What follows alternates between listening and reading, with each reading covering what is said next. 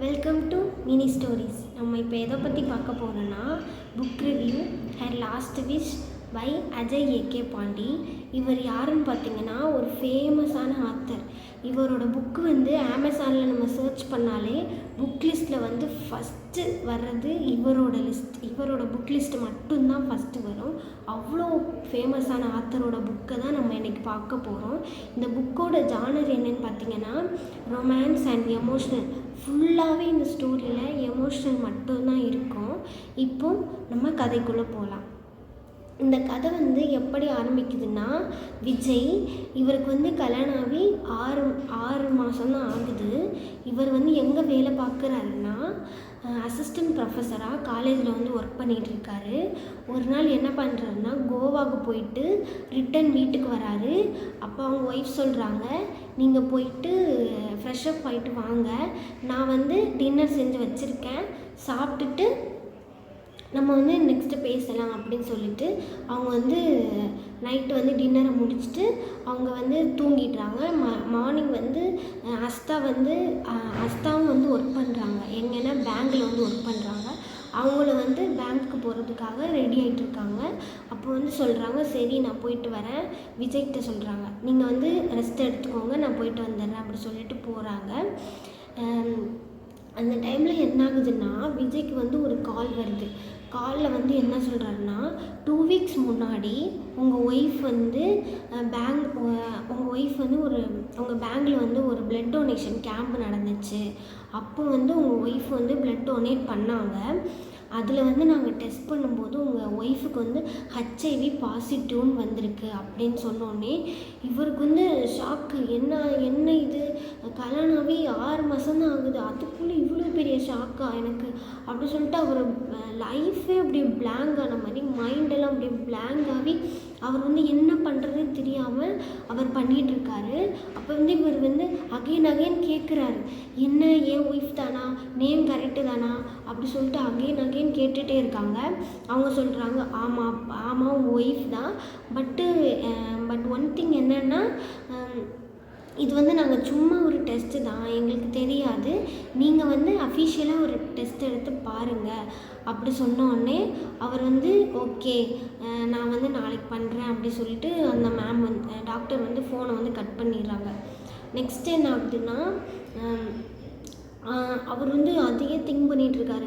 என்ன இது, நம்மளுக்கு இப்படி ஒரு நிலமை, நம்மளை யாருமே கல்யாணம் பண்ணிக்கவே இல்லை, ஆனால் ஒரு பொண்ணு நம்மளை பண்ணிக்கிட்டா அவளும் இப்படி பண்ணிட்டாளே அப்படி சொல்லிட்டு அவர் மைண்டு ஃபுல்லாக பிளாங்க் ஆகி அவர் அதையே திங்க் பண்ணிகிட்ருக்காரு. அப்புறம் நெக்ஸ்ட் டே அவங்க லைஃப் அப்படியே பழைய மாதிரி போயிட்டு தான் இருக்குது. பட் ஒன் திங் அவர் லைக் ஓகே நம்ம ஒய்ஃப்க்கு இப்படி ஆயிடுச்சே, ஏதாவது எப்படியாவது செக்யூர் பண்ணிடணும் அப்படின்னு தான் அவரோட மைண்ட் செட் இருக்குது.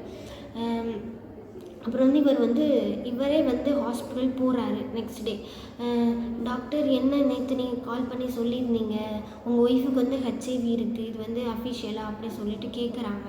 உடனே டாக்டரும் என்ன சொல்கிறாருன்னா, ஆமாம் நீங்கள் உங்கள் ஒய்ஃபு கூட்டிகிட்டு வாங்க, நம்ம டெஸ்ட் எடுத்து பார்த்துட்டு இது உண்மையாக பொய்யான்னு நம்ம ஐடென்டிஃபை பண்ணிக்கலாம் அப்படி சொன்ன உடனே ஓகே. ஆனால் இவர் சொல்கிறாரு, என் ஒய்ஃப் ரொம்ப இண்டிபெண்ட், அவள் ஜாபை விட்டு வரவே மாட்டா, எப்படி லீவ் போட வைக்கிறதுன்னு எனக்கு எதுவுமே தெரியலை, ஸோ என்ன பண்ணுறது அப்படின்னு கேட்கும்போது டாக்டர் என்ன சொல்கிறாருன்னா, உங்கள் ஒய்ஃப்க்கு லிவர் இன்ஃபெக்ஷன் இருக்குது அப்படி சொல்லி கூட்டிகிட்டு வாங்க, நம்ம இங்கே டெஸ்ட் பண்ணிக்கலாம் அப்படின்னு சொல்லிட்டு அவர் டிசைட் பண்ணிவிட்டு வீட்டுக்கு வராரு. அப்புறம் நெக்ஸ்ட் டே அவங்க ஒய்ஃப்ட்ட சொல்கிறாங்க, உனக்கு இப்படி லிவர் இன்ஃபெக்ஷன் இருக்குது, ஸோ நம்ம ஹாஸ்பிட்டல் போய் அஃபிஷியலாக செக் பண்ணணும், நீ வா அப்படின்னு. அவங்க ஒய்ஃப் சொல்கிறாங்க, நான் வரமாட்டேன், லீவெல்லாம் போட மாட்டேன் அப்படி சொல்கிறாங்க. இருந்தாலும் எப்படியோ கூட்டிகிட்டு போயிட்டு வந்துட்டு டெஸ்ட் பண்ணும்போது கால் பண்ணி சொல்கிறாங்க டாக்டர், உங்கள் ஒய்ஃபுக்கு அஃபிஷியலாக ஹெச்ஐவி பாசிட்டிவ்னு வந்துருச்சு, இனிமேல் நெக்ஸ்ட் நம்ம ப்ராசஸை ஸ்டார்ட் பண்ணலாம் அப்படி சொல்கிறாங்க. அவங்க ஒய்ஃபு டெஸ்ட் பண்ணி முடித்தோடனே அவங்க ஆஃபீஸ் கிளம்பி போயிடுறாங்க. அதுக்கப்புறமா டாக்டர் என்ன சொல்கிறாங்கன்னா, உங்கள் ஒய்ஃபுக்கு 3 months பெட் ரெஸ்ட் வந்து கண்டிப்பாக தேவை. அப்போ தான் வந்து உங்கள் ஒய்ஃப் வந்து க்யூர் பண்ண முடியும். கொஞ்சம் வருஷமாச்சும் வாழணும்னா அவங்க வந்து 3 மந்த்ஸ் ஆச்சும் அவங்க வந்து ரெஸ்ட் எடுத்தே ஆகணும். ட்ரீட்மெண்ட் கண்டிப்பாக முக்கியம் அப்படி சொன்னோடனே அவங்க வந்து ஓகே நான் வந்து அவகிட்ட பேசி பார்க்குறேன் அப்படி சொல்லிட்டு விஜய் வந்து அவங்க ஒய்ஃப்ட்ட வந்து சொல்கிறாங்க, இப்படி நீ வந்து 3 மந்த்ஸ் வந்து கண்டிப்பாக பெட் ரெஸ்ட் எடுத்தே ஆகணும் அப்படி சொன்னோடனே அவள் வந்து ஒத்துக்கவே இல்லை. நான்லாம் வரமாட்டேன், எனக்கு ஜாப் தான் முக்கியம் அப்படி சொல்லிட்டு அவளும் கோவமாக கிளம்பிடுறா வேலைக்கு. அதுக்கப்புறம் விஜய் வந்து என்ன நினைக்கிறாருன்னா, எப்படி வந்து இவளை வந்து நம்ம வழிக்கு கொண்டு வருது, இவன் வந்து ஒத்தே வரமாட்டேங்கிறா அப்படி சொல்லிட்டு அவங்களும் வந்து ரொம்ப திங்க் பண்ணிகிட்டே இருக்காரு. அப்புறம் வந்து இவருக்கு வந்து ஒரு தாட் வருது, ஓகே நம்ம ஆஃபீஸ் போய் டைரெக்டாகவே அவரோட பாஸை போய் பார்த்து இவளை வந்து வேலையிலேருந்து எடுக்க சொல்லிடலாம் அப்படி சொல்லிட்டு இவர் திங்க் பண்ணுறாரு. நெக்ஸ்ட் டே இவர் வேலைக்கு ஆஃபீஸ் போகிறாரு. பேங்க் போயிட்டு சொல்கிறாரு, என் ஒய்ஃபை வந்து டெர்மினேட் பண்ணிடுங்க, அவளை வந்து ஜாப்லேருந்து இது பண்ணிடுங்க, டெர்மினேட் பண்ணிடுங்க அப்படி சொன்னோடனே அவங்களும் ஏன்னு கேட்குறாங்க, இல்லை இது வந்து அவளோட ஹெல்த் இஷ்யூ காரணமாக தான், நீங்கள் வந்து எதுவும் ஒரி பண்ணிக்க வேணாம், நீங்கள் வந்து டெர்மினேட் பண்ணிடுங்க அப்படி சொன்னோன்னே அவங்களும் வந்து அவங்க அஸ்தாவை வந்து டெர்மினேட் பண்ணிடுறாங்க. இவளும் ரொம்ப சோகமாக வரா. விஜய்கிட்ட சொல்கிறா, என்னோடய வேலை போயிடுச்சு, என்ன பண்ணுறதுன்னே எனக்கு தெரியலை அப்படின்னு விஜய் சொல்கிறாங்க.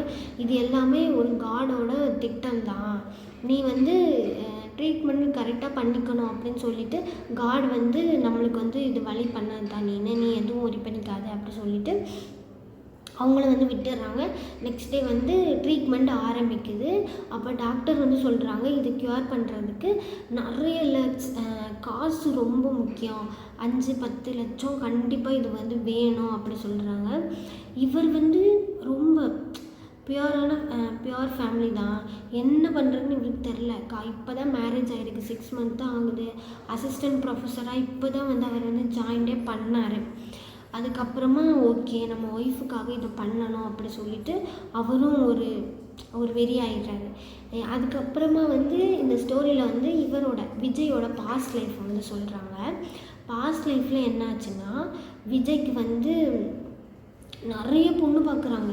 எந்த பொண்ணுமே இவருக்கு வந்து செட்டே ஆகலை. ஏன்னா எந்த பொண்ணுக்குமே இவரை பிடிக்கலை.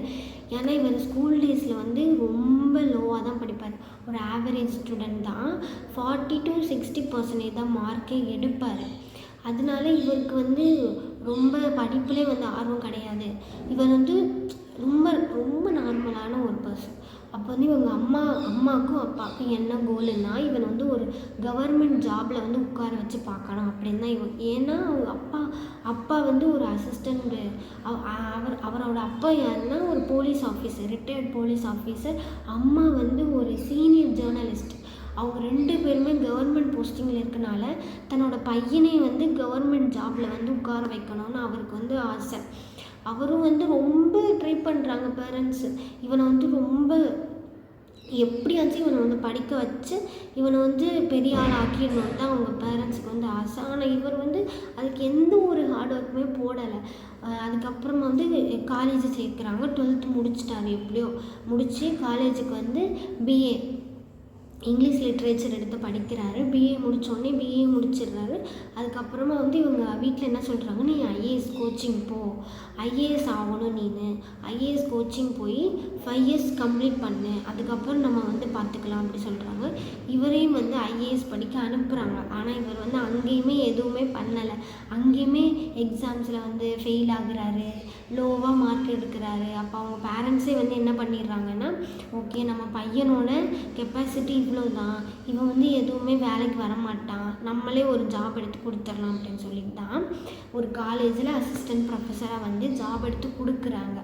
அப்போ தான் இவர் வந்து திங்க் பண்ணுறாரு, ஆமாம் நம்ம எவ்வளோ லோவாக இருந்தோம், நம்மளை எந்த பொண்ணுமே கல்யாணம் பண்ணிக்கலை, ஆனால் இவ தான் நம்மளை வந்து முன்னாடி வந்து நம்மளை கல்யாணம் பண்ணிக்கிட்டா, அதுக்கு நம்ம இவளுக்கு வந்து செய்கிற வந்து ஒரு நன்மை வந்து இதுதான், இவ வந்து எவ்வளோ நாள் வாழ்கிறாளோ அவ்வளோ நாள் இவள் வந்து ஹாப்பியாக வச்சுக்கணும் அப்படின்னு சொல்லிட்டு தான் இவளோட எய்ம் கோலாகவே இருந்துச்சு. அதுக்கப்புறம் நெக்ஸ்ட்டு வந்து ப்ராசஸ் போயிட்டே இருக்குது. அவளை வந்து ஹாஸ்பிட்டல் கூட்டிகிட்டு போகிறது, ட்ரீட்மெண்ட் பண்ணுறது, அப்படி போயிட்டே இருக்குது. அதுக்கப்புறம் கொஞ்ச நாள் ஆகும்போது ஒரு கால் வருது. டாக்டர் சொல்கிறாங்க, உங்கள் ஒய்ஃப் வந்து ப்ரெக்னெண்ட்டாக இருக்காங்க அப்படி சொல்கிறாங்க. இவருக்கு என்ன பண்ணுறதுனே தெரில.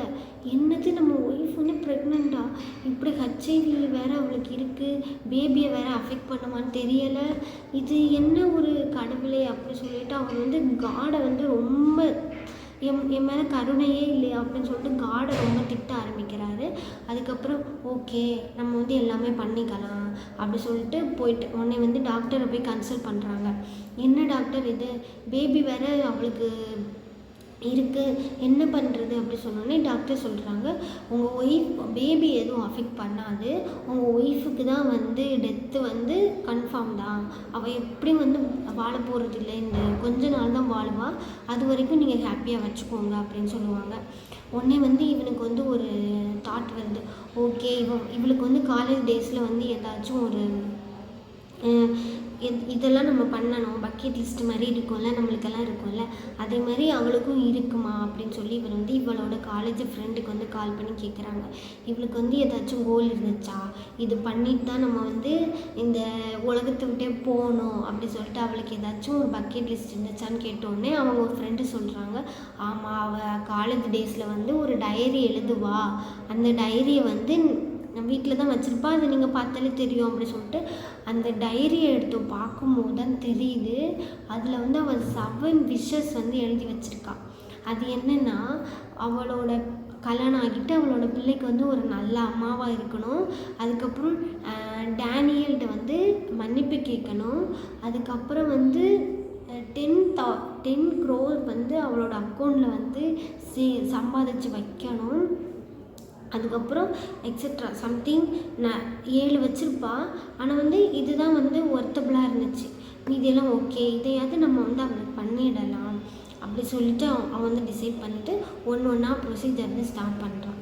அதுக்கப்புறமா நீங்கள் வந்து நினைக்கலாம், டேனியல் யார், இது என்ன டேனியல்கிட்ட எதுக்கு மன்னிப்பு கேட்கணும் அப்படின்னு சொல்லி நினைக்கும் போது, டேனியல் யாருன்னு பார்த்தீங்கன்னா இவளோட எக்ஸுனா அவன் தான் வந்து இவளுக்கு வந்து லவ் டார்ச்சர் கொடுத்துருக்கான். ஆனால் இவள் வந்து அதை எதுவுமே அக்செப்ட் பண்ணலை. ஸோ வந்து 2 பேரும் விலகிட்டு இவங்க லைஃப்பை வந்து வாழ ஆரம்பிச்சிட்டு இருக்காங்க. ஆனால் இருந்தாலும் இவளுக்கு வந்து ஒரு கில்ட் ஃபீலிங், எப்படி அவன் வந்து நம்மளுக்காக தானே வந்தான், அவனை வந்து நம்ம இப்படி பண்ணிட்டோமே, மன்னிப்பு கேட்டே ஆகணும் அப்படி சொல்லிட்டு இவன் வந்து அந்த கோலை வந்து ஃபுல்ஃபில் பண்ணணும், எப்படியாச்சும் அவளுக்காக பண்ணிடணும் அப்படின்னு சொல்லிட்டு அவனோட தாட்டு ஃபுல்லாகவே அந்த 7 விஷஸில் தான் இருக்குது. அப்புறம் வந்து எல்லாமே பண்ணிகிட்டே வரான். அதுக்கப்புறம் ஃபுல்லாக 7 விஷஸையுமே அச்சீவ் பண்ணிடுறான் அவன் ஒய்ஃபுக்காக. அப்புறம் வந்து பேபியும் பிறக்குது. ஆனால் வந்து அன்ஃபார்ச்சுனேட்லி அவள் வந்து இறந்து போயிடுறா.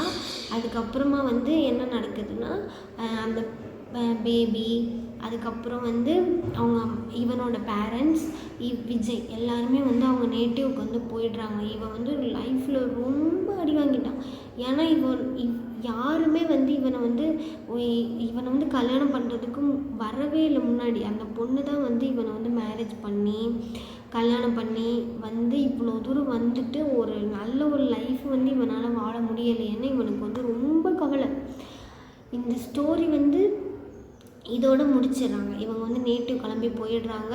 அதுக்கப்புறம் இவனோட லைஃப் வந்து பழைய பேக் டு ரொட்டீன் வந்துடுறான். அதுக்கப்புறம் ஆத்தர் வந்து இந்த புக்கை வந்து எதுக்கு இவ்வளோ எமோஷ்னலாக எழுதியிருக்காருன்னா, இவர் வந்து அந்த அஸ்தாவை வந்து ஹாஸ்பிட்டலில் வந்து மீட் பண்ணியிருக்காரு. இந்த கதையை வந்து அஸ்தா தான் வந்து இந்த ஆத்தர்கிட்ட வந்து சொல்லியிருக்காங்க. ஆத்தர் வந்து அந்த கதையை ஒரு புக்காகவே எழுதிட்டார். இதோட இந்த கதையை முடிச்சிடுறாங்க. தேங்க்யூ.